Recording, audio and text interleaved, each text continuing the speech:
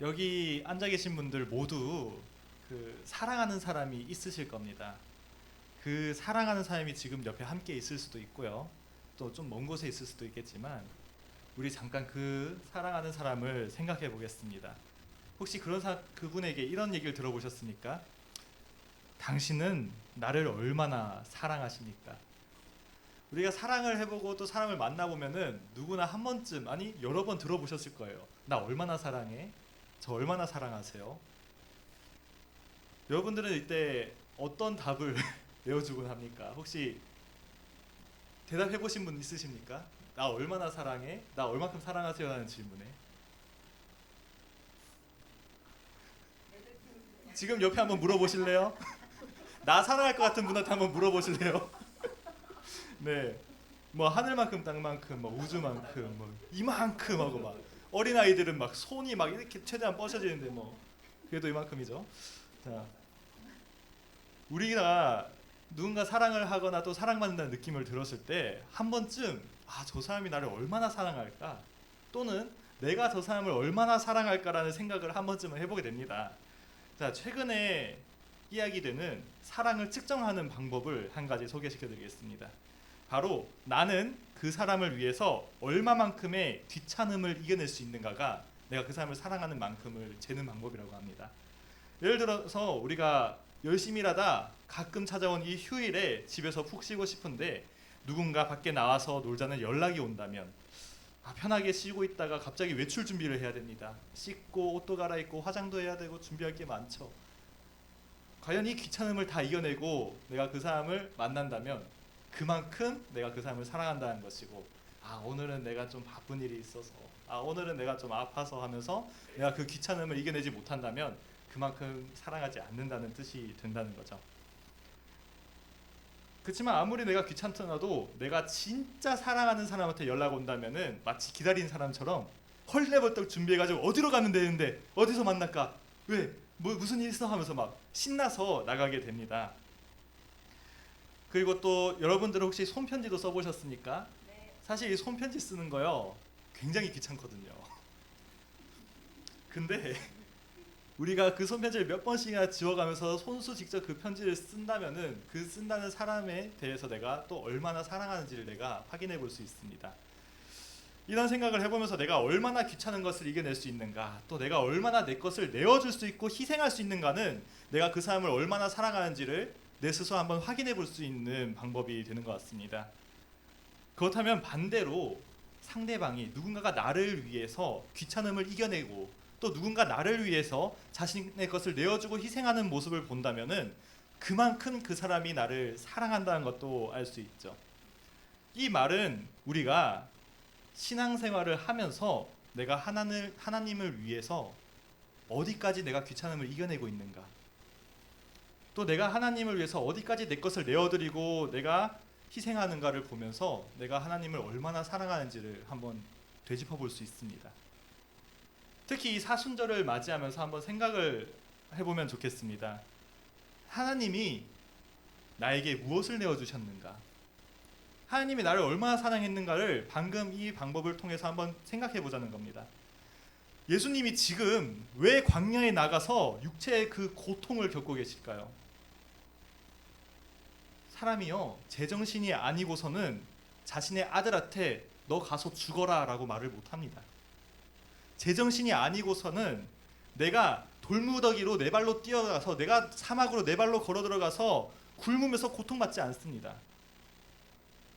하나님이 이 땅에 예수님을 왜 보내셨고요? 예수님이 왜 고통받으셨는지는, 왜 내 것이 아닌 다른 이의 십자가를 들고 골고다를 오르셨는지는 여러분들이 가장 잘 알고 계실 것입니다. 여러분, 사랑이라는 것은요 말뿐인 것이 아닙니다. 사랑하는 사람을 보면 우리가 웃음이 나오고, 또 사랑하는 사람과 함께 있으면 또 더 잘해주고 싶고, 그 사람이 나와 함께 있으면서 편했으면 좋겠고, 노력하는 그런 모든 것들, 그런 행동들이 진짜 사랑에는 함께합니다.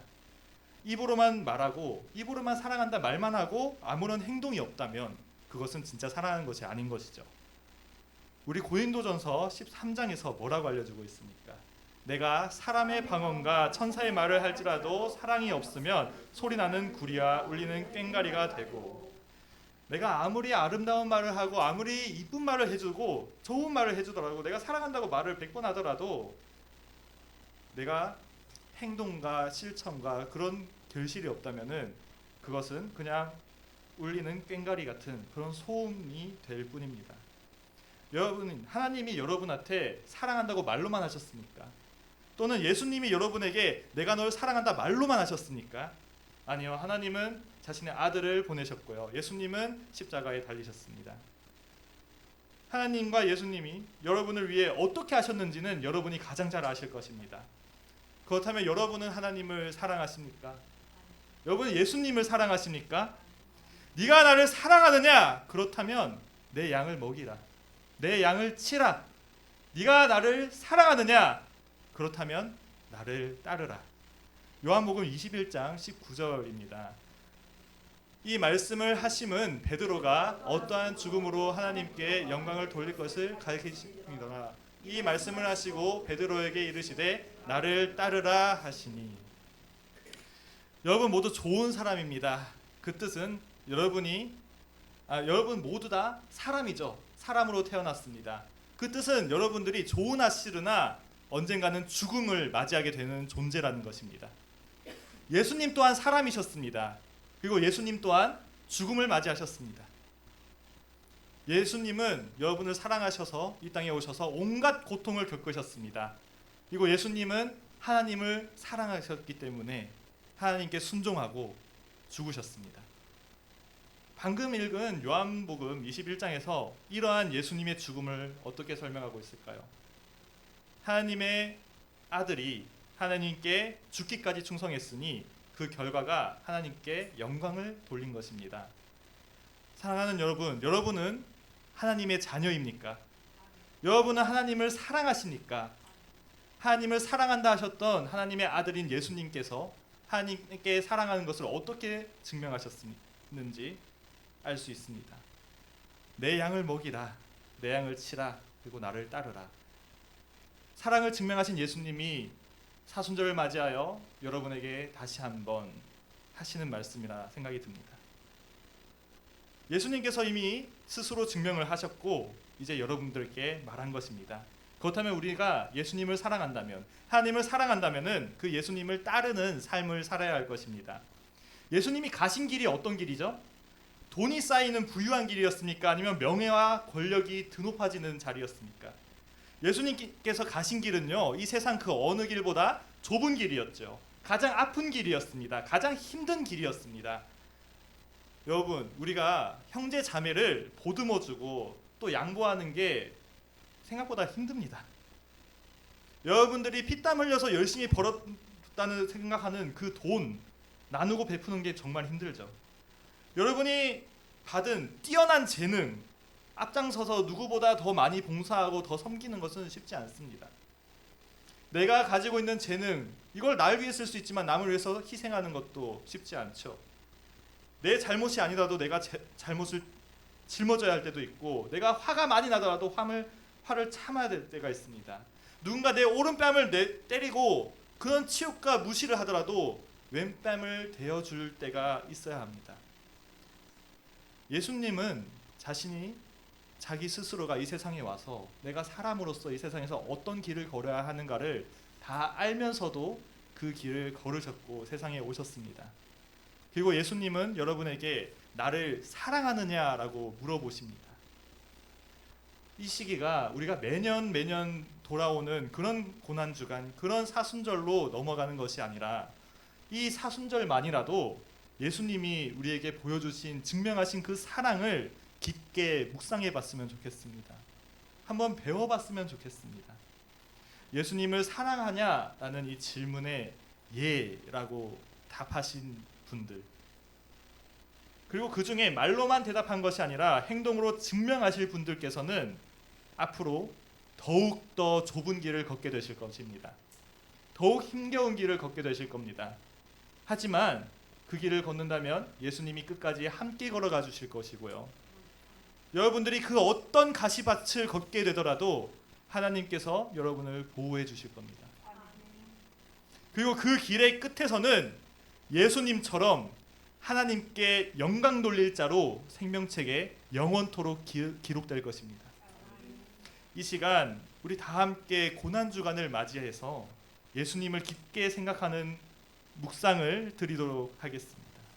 예수님께서 나에게 어떤 말을 해주셨는지, 내게 어떤 행동으로 증명하셨는지, 나에게 무엇을 물어보셨는지, 나는 뭐라고 대답했는지, 나의 행동과 모습이 하나님을 얼마나 사랑하는 자의 행동과 모습이었는지, 이 시간 잠시 함께 묵상하도록 하겠습니다.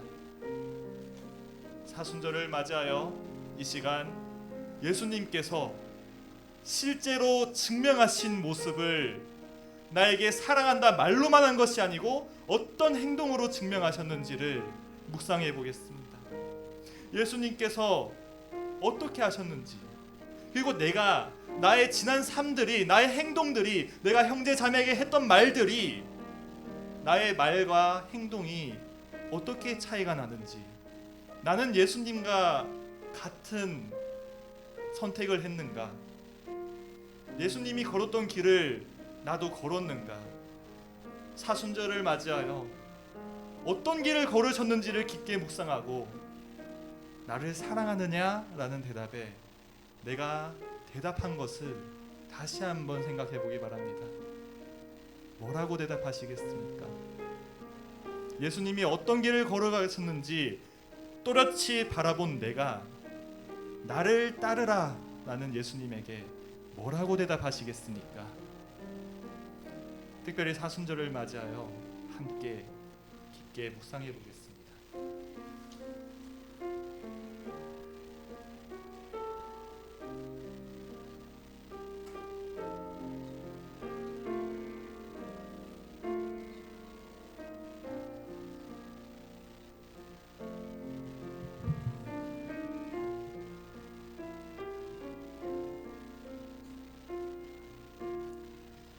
살아계신 하나님, 예수를 깊이 묵상하는 가운데 우리에게 주시는 은혜를 풍성히 경험하는 주간이 되게 하여 주옵소서. 주 예수 그리스도의 은혜 베풀어 주심과 하나님 아버지 사랑하심, 성령 감화 감동 역사 인도 교제하시는 은총이 주일 오전 예배 참석하여 머리 숙인 성도들 위해 영원토록 함께 하시기를 간절히 축원하옵나이다. 아멘.